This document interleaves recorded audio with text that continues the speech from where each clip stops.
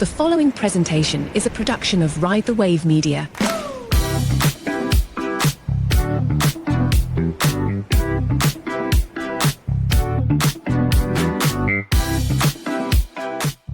You're listening to the Best Birth Podcast. Today, our expert is Lindsey White. She is the founder of The Little Milk Bar. We're going to be talking about breastfeeding and lactation, and we're so excited to have her on the show today. Lindsey White is the CEO and founder, as Sarah said, of The Little Milk Bar, a brand empowering breastfeeding parents, giving them permission to feed their baby wherever they need to. As a wife and mother of three, Lindsey understands the challenges and joys of parenthood firsthand. Through her innovative products and supportive community at thelittlemilkbar.com, she continues to advocate for breastfeeding rights and normalize breastfeeding in public. Welcome, Lindsey. Yeah, thanks for having me. This is so fun. We're so excited to have you on the show, and we'd love to ask our experts, what got you into this field? Yeah, well, as she said, I have three kids, so I've had three different breastfeeding experiences. My daughter, my oldest, is 12, and with her, I breastfed her a little over a year. It was the hardest thing I ever did. Like, no one tells you how difficult it is, and you think, oh, it's just natural and it's going to be beautiful. It may be natural, but it does not always come naturally. It's something learned from the baby, the latch, all of it. So it was just a really hard time of my life. And then after you have the baby, you're already a little bit postpartum depression or baby blues. And then put on top of it, every time I fed her, I was going into a private room to feed. We'd finally get out to go hang out with friends at a barbecue, and then she'd be hungry. And then I'd be in the back room for an hour feeding her. And by the time I'm done, it's like, oh, it's over, time to go. So it was just really hard. So when I found out I was pregnant 5 years later, or 4.5 years later with the second baby, I made a promise to myself. I promise that I'm going to enjoy this more, not care what other people think, and have more confidence and just go on with my life. And that changed everything for me. I didn't have postpartum depression, didn't have baby blues. I'd be in the middle of a conversation with my friends and just feed him and no one cared. And it just felt so relieving. Like, it was great. But I was at a wedding and I was feeding him. He was about 5 months old. And my mom came up to me and said, do you really think you should be feeding him here? Maybe you should go to the bathroom and feed him.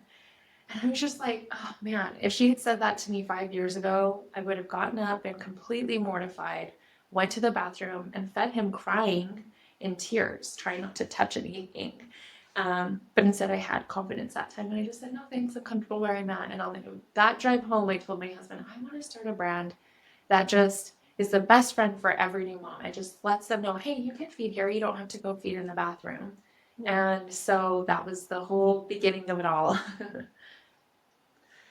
And has your brand evolved as it started, or has it been pretty much that mission the entire time? It has been that mission from day one. But it has evolved a little bit as far as, like, when I first started, we had our Milk Maker t-shirts and boob blankets. It was mostly focused on like merchandise, like really fun things that we have trademarked, like Milk Maker and Mind Your Own Tits. Please be nice to breastfeeding moms. And then about 2 years in, I made the realization that, like, I want to be a household name for everything breastfeeding. People would reach out to us and be like, hey, what tank top do you use for your two-shirt method with your t-shirts? And we'd just be like, oh, I don't know, go to Target, find something fun. And then we're like, let's start bringing everything in-house because we know what we really need. A lot of those breastfeeding brands are owned by like huge corporations ran by men who don't really know what we need or what's comfortable. And so we released our Alley Bra in 2021 or 2022, and that just catapulted our business. And then we released our Frankie tanks, and they did the same. And so we started introducing our essentials, which is products that like you need all throughout pregnancy. Will you tell us a little bit more about the two-shirt method and how you're, marketing that? So the two-shirt method, I feel like it's half and half. Most people have heard of it, and then the other half are like, I've never heard of this before. It is a really great way to start breastfeeding in public if you're like nervous of feeling overexposed, but you don't want to use a blanket because the blanket, babies hate that. They just pull them down the whole time and they're hot and sweaty. So the two-shirt method is basically you wear a thin tank top because you're always hot when you're breastfeeding and sweaty. So you get a very thin tank top that's very stretchy or has the usually nursing tanks have the clips on the side, which are not cute at all. That's why ours are better. But you wear a t-shirt or a tank top underneath your regular t-shirt that you can wear every day, because a lot of the times moms think too that they need to buy a whole new wardrobe for nursing friendly clothing. And you can wear your regular everyday clothing. You just have to learn how to utilize it. So the tank top goes underneath, you wear the t-shirt over, and you pull up your t-shirt to feed, and you pull down the neck or unclip the neck to have easy boob access. So then your whole top is covered and your belly's covered, your back's covered, so you don't feel super overexposed. That's so great. Thank you for walking us through that. What do you think are the reasons that people feel like they can't breastfeed in public? There's a t-shirt that you have that says, society says breastfeed your baby, but then society says, no, not here. So why do you think that dichotomy exists? Because female bodies have been sexualized from the beginning of time. It's okay as long as it's meant to be sexual and something great to look at. It's not okay to show it in its natural habitat. And so if you notice on Facebook, even you'll see ads come through for swimsuits and lingerie, which I have no problem with. Our bodies are amazing.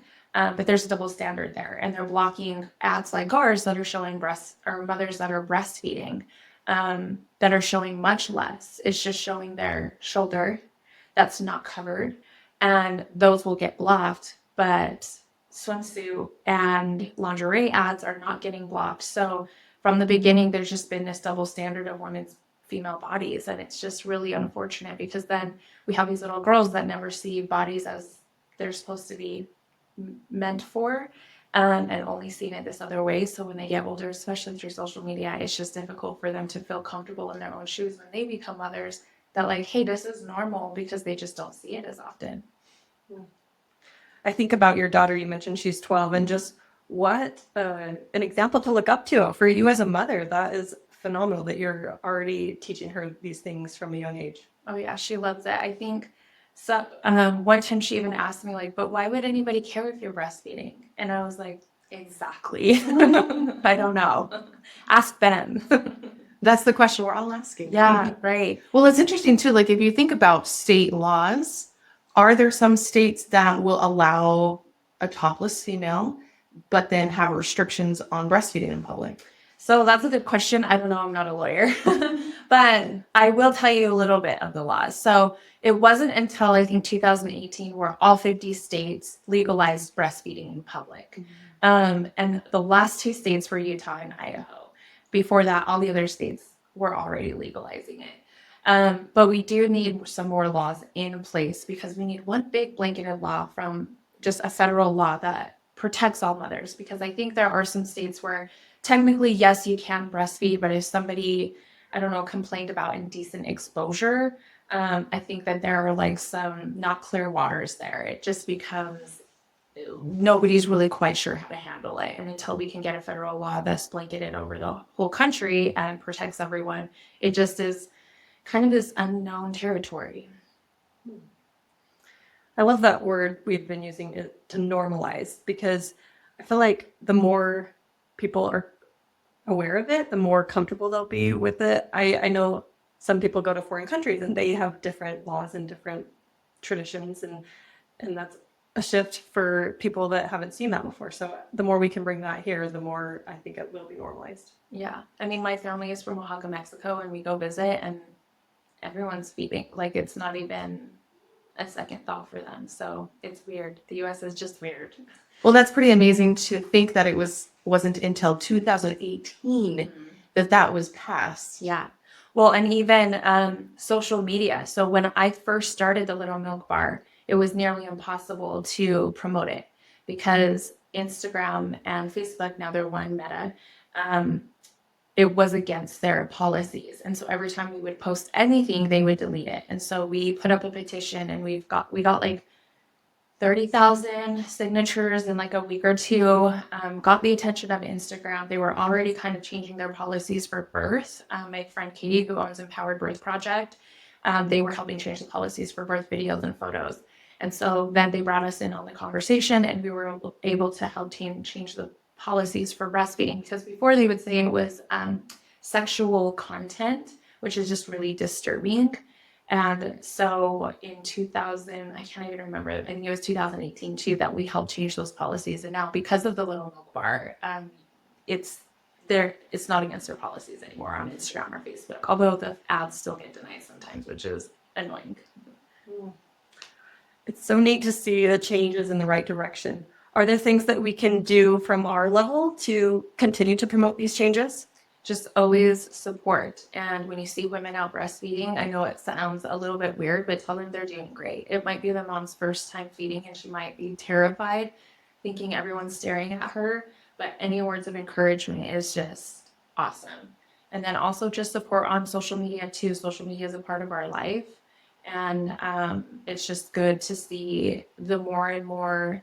I've always heard the more you see of something, the more normal it becomes. So the more we talk about it, the more it is integrated in our conversations, the more we talk about it even at birth. I think a lot of the times, like I when I was in the hospital with Allie breastfeeding, first of all, lactation consultant, I asked for one. They weren't even available because they're not there on the weekends. And I'm like, do people not supposed to have babies on the weekend? Like, this is weird.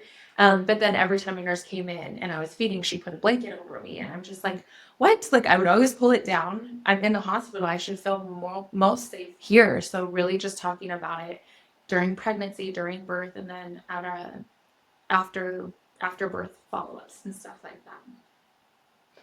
When I had my first son, I was pretty diligent about using the car seat cover as a nursing cover as well. But I found that with my second and third babies, it was so much harder to find even a place that I could sit down. And so I started nursing on the go.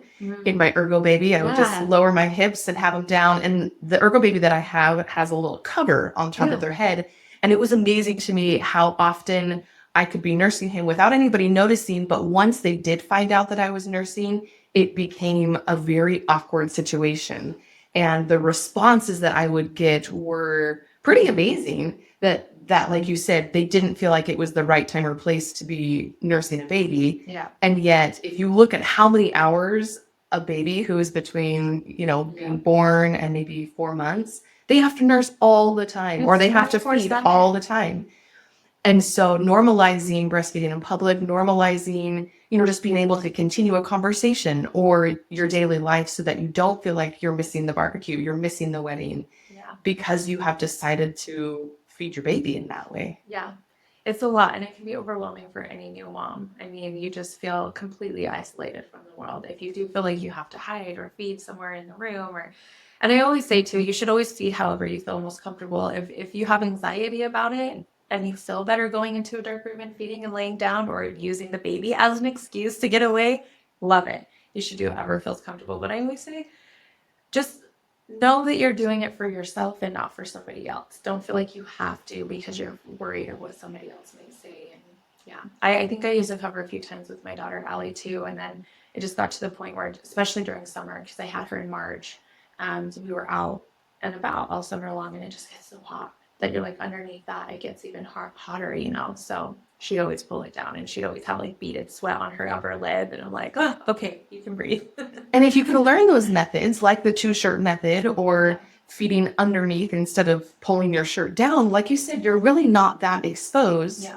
And if you feel comfortable, others around you will feel comfortable too. Yeah. And I think you're never really that exposed. Even if you pull down your shirt, if you practice in a mirror at home, you'll see you can't see, and the baby's head is covering. I mean, unless somebody's standing and like breathing behind your neck, they're not going to see anything. And you might be surprised of like, oh yeah, actually sometimes people think you're just holding the baby because they're asleep. They don't even notice you're feeding half the time. So it's fine. Let's talk about bringing your partners into this. Why is it important to have that conversation with your partner, or even as far as lactation education with your partner? Yeah, it's so important. And I think so many people don't even think about it. Your partner may not know what you're going through.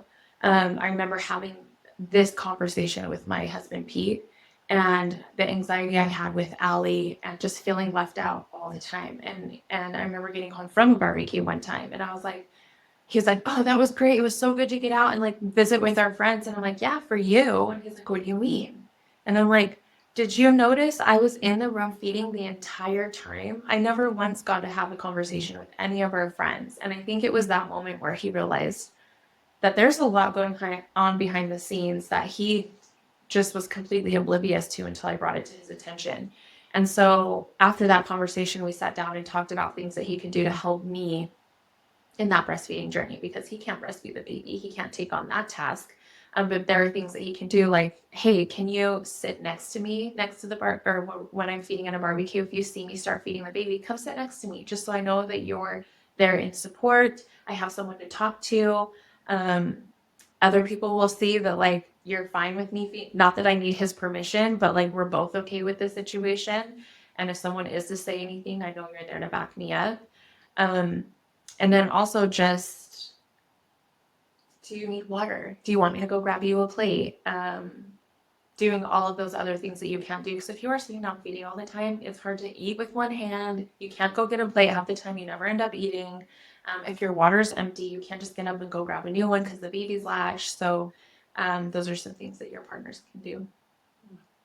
In episode 20, Holly Hill, a lactation consultant, gave us a lot of great tips on positioning, but there was only one of them that she said, you might be able to do this one while standing if you get a really good latch. Yeah. So that's a great point. I love standing and feeding. It may look hard at first, but once you get the hang of it, it's great. Do you have any other tips or tricks or lactation advice that you might share? There's like so many things that go through my head because there's a lot of tips and tricks. I'll just go through a few. First of all, anytime you're nervous about feeding in public, know that you have your rights. You are allowed to breastfeed in public with or without a cover, and no one can tell you you can't. If you ever start to get worried that the whole room is watching you, just close your eyes, take a few deep breaths, and remind yourself that no stranger's opinion comes before your baby's basic needs. And that will just remind you that I'm just feeding them to keep them alive, and what your thoughts are doesn't matter. And then also, one thing on lactation specifically, I hear a lot of mothers be like, oh, my milk dried up at like 3 months, or I wasn't producing enough milk. And the thing is milk is supply and demand. So when you have a baby, your body just produces a ton of milk. So you leak a lot and you have so much milk and you'll feel super engorged and you can feel your breasts get bigger. After your baby starts to feed after time, your body starts to regulate on their feeding schedule and understand how much milk they actually need. So then it kind of slows down a little bit. And then it works more like a faucet.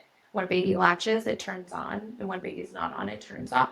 So your boobs start to feel empty when they're not empty at all. They just are regulated to your baby's feeding schedule. And your milk's not drying up. You just continue to feed your baby as much as they want to eat. I love thinking about the magnificence of our bodies and how they're able to adapt to the baby's needs, or maybe how often we're feeding that baby if we have twins or triplets. Yeah. And it's true that even taking a few days break, if that baby wants to come back and nurse, you're still able to produce milk. Yeah. I know a lot of women that actually didn't start off breastfeeding, and after a few months, they're like, oh, can I still breastfeed? And yes, you can relactate. I know women that have adopted and lactated and breastfed their adopted babies. And it's, yeah, our bodies are amazing. Do you have any resources on your website that teach us some of those processes, or other experts that you recommend? No, we usually reach out to, like, we collaborate with IBCLCs here in Utah, some not in Utah. If you follow our Instagram page, though, we give so much educational information. We actually just had the mama attorney take over our account last week. And she's the only female, or the nation's first all-female owned and ran law firm that focuses on women's rights in the workplace. And so there's a lot of education out there. And then we also have IBCLCs come through and answer a lot of questions. So we have a lot of information on our Instagram and also much our website. You had mentioned a little bit of the La Leche League, and in the Womanly Art of Breastfeeding, they say find a support network before your baby arrives. So you have someone to turn to in these early days, even if everything is going smoothly. If there isn't a La Leche League group near you, connect with the group online. Yeah. And that's so cool to hear that your Instagram page has that education, has the resources, probably some support, and, kind of like those high fives. Oh, yeah. That we need when we are feeling discouraged about our lactation journeys. Yeah. And just finding friends. Like, just asking your friends, like, how was your breastfeeding journey? And a lot of the times, if a friend of yours had a baby first, They don't share that information with you because you didn't have a baby. So why would you care? But now that you're pregnant, you can ask, like, how was your breastfeeding journey? And you might find out a lot from that conversation that you didn't know before. And it absolutely varies each pregnancy. Yeah. When we had our third baby, I was excited. I was ready to just kind of knock it out of the park with breastfeeding. And he really struggled to latch those first few weeks. It's tough. Same with me. I thought my third baby, I'm like, oh, I got this. And we won't go through the first few weeks issue where you can't get him to latch. I'm like, we know what we're doing. We're pros. Nope, totally had the hardest time getting her to latch too. So every single baby is so different. And even if you know how to breastfeed, your baby is still learning. Yeah. Mm-hmm. So true. My experience was opposite. I didn't successfully breastfeed my first two, but then I was able to with my third. So Yeah, see, every baby's different. Every journey is different. Well, this has been fantastic. Before we go, we will share a Mom Squad secret, and Billy has ours this week. And it says, draw up a list of visitation rules. For example, call before arriving, limit time of visit, please wash hands prior to holding baby, no kissing, be up to date with vaccinations, etc. And email it to everyone so they can see it and they won't be offended. I like that. And we could include breastfeeding too if there's preferences there. Is there anything else that you wanted to share with our listeners today? No, just if you want more information, go to our Instagram. It's at the Little Milk Bar with an underscore at the end, and you will find an amazing community of moms that is there to help you on your journey wherever that is. Thank you so much for being on the podcast today. Yeah, thanks for having me. Thanks for joining us on today's episode. We hope you've been elevated and inspired by this week's expert.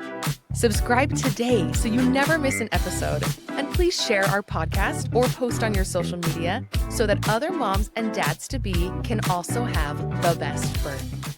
Please note that the information provided is based on the expert's insights and personal experience. It is not intended as medical guidance. Please seek the advice of your medical provider as it applies to your specific condition.